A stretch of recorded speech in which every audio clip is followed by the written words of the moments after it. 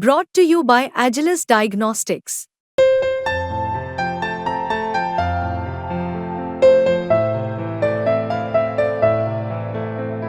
Agilus Diagnostics. नमस्कार दोस्तों, आप क्राइम तक देख रहे हैं। बात करते हैं एल्विश यादव की। आज ट्रेंडिंग न्यूज है और सबसे बड़ी खबर यह है कि ईडी ने सम्मन कर दिया है एल्विश यादव को। तो क्या एल्विश यादव आने वाले वक्त में गिरफ्तार होंगे या नहीं, ये बहुत बड़ी बात हो सकती है। नोएडा पुलिस ने एक एफआईआर दर्ज की थी, उसी को आधार बनाया गया। 1200 पेज की चार्जशीट। उस चार्जशीट में कई आरोप लगाए गए। दरअसल वहां पर कुछ सांप मिले, जब लैब में भेजा गया उनका जहर, तो पता चला ये तो सांपों का जहर है। फिर ये पता चला कि ये तो ड्रग्स की तरह इसका इस्तेमाल हो रहा था। सवाल ये उठता है कि क्या उस पार्टी में ये सारा कुछ एल्विश ने अरेंज किया था? क्योंकि राहुल जो इस मामले का को एक्यूज्ड है, उसने साफ साफ कहा है कि ये एल्विश के निर्देशानुसार वो काम कर रहे थे, लेकिन एल्विश पार्टी में नहीं था। ऐसे में ईडी की एंट्री होना कई सवाल खड़े कर रही है। क्या ईडी ने गलत मुकदमा दर्ज किया है, ये भी सवाल उठ रहा है। लेकिन सवाल ये भी उठ रहा है कि ईडी बिना आधार के कैसे कोई मुकदमा गलत दर्ज कर सकती है। 1200 पेज की चार्जशीट है। 1200 पेज की चार्जशीट में कुछ तो आधार होगा। एक मैं चार्जशीट में एक लाइन पढ़ना चाहूँगा। मेरे हाथ में चार्जशीट की कॉपी है। उसमें चिराग जी लिखा है कि पैसे का ट्रांसफ़र या ये सब चीज़ें कैसे होती थी।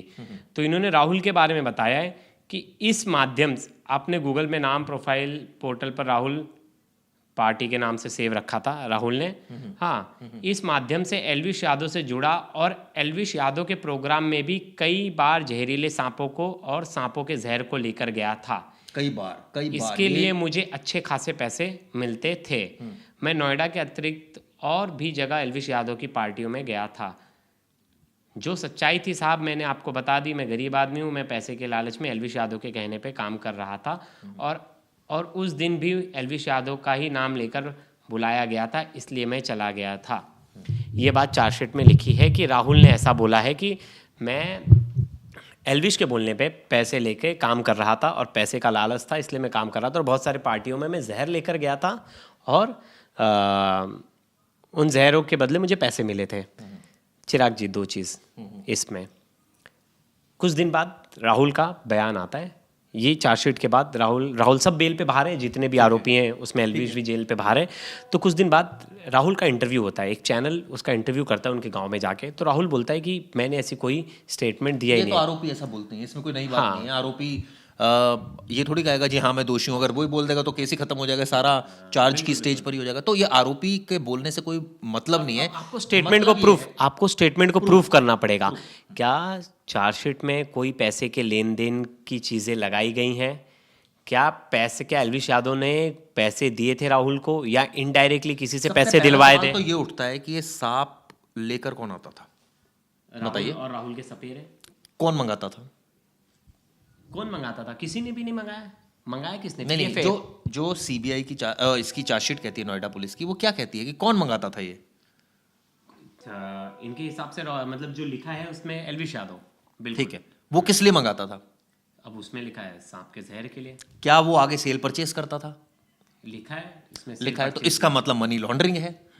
इसका मतलब यही है ना कि भाई जो सांप वहां पर आ रहा है वो राहुल कह रहा है जी ये तो एल्विश मंगवाता था, लाता मैं था, और इसके पैसे जो है वो एल्विश कमाता था और मुझे देता था।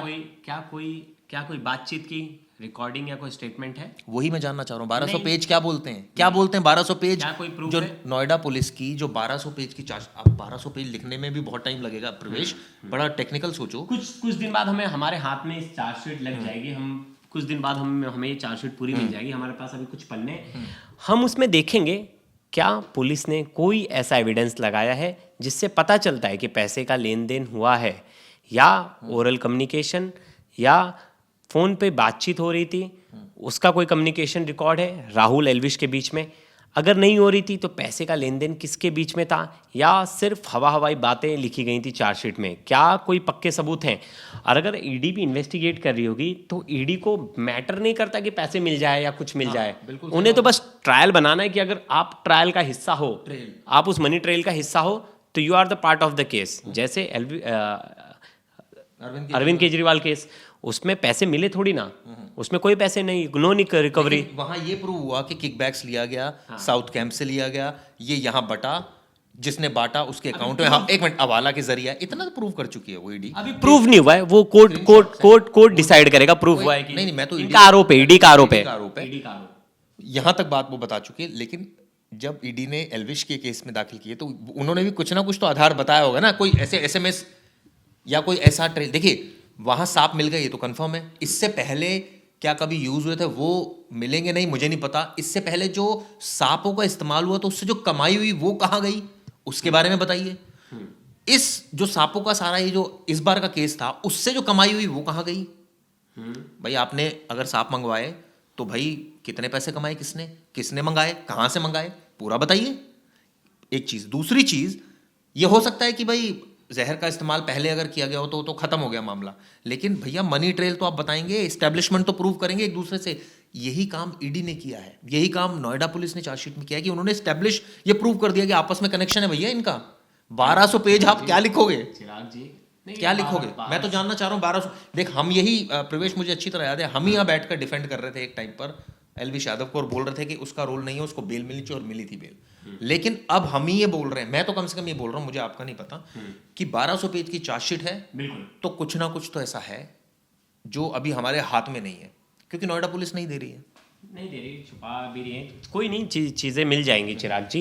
क्योंकि देखिए ये 6 पेजेस भी जो आए हैं लोगों तक, हमारे हम सबके पास जो 6 पेजेस भी आए हैं, ये कहीं ना कहीं नोएडा पुलिस ने लीक किया है पेजेस भी। तो वो चाहती है सिर्फ हमारे पास उतना ही इंफॉर्मेशन आए जितना हम बता सके। लेकिन कोई नहीं, ज़्यादा दिन चार्जशीट ऐसा नहीं है कि छुपेगा, उनके पार्टी को भी मिलेगा चार्जशीट, सबके पास आ जाएंगे।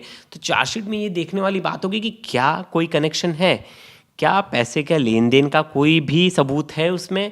अगर बात होगी अगर कैश की, तो कैश कहाँ दिया था, दोनों के मोबाइल टावर के कहने वो मैच कर रहे थे उस दिन, एल्विश क्या मौजूद था उस जगह पे, क्या एल्विश ने किसी को भेजा था, क्या थर्ड पर्सन को भेजा था, तो उन दोनों के कॉल डिटेल्स थे उस टाइम के। बहुत सारे ऐसी चीज़ें हैं जो अगर हम भी इन्वेस्टिगेट करें तो बारीकी से ये सब चीज़ें फॉलो करे, हर कोई फॉलो करेगा, अगर कोई एक नॉर्मल ऑफिसर भी होगा। बहुत बड़ा मतलब पॉसिबिलिटी है कि जिसने सांप मंगाए, यानी कि ये सांप राहुल ने मंगाए, अब उसको पेमेंट करनी थी तो एल्विश करेगा पेमेंट। अब एल्विश ने आगे बेचने हैं उसको, तो जिसको बेचने उससे उसके पास पैसे आए, तो वो पैसे कहाँ गए बताइए।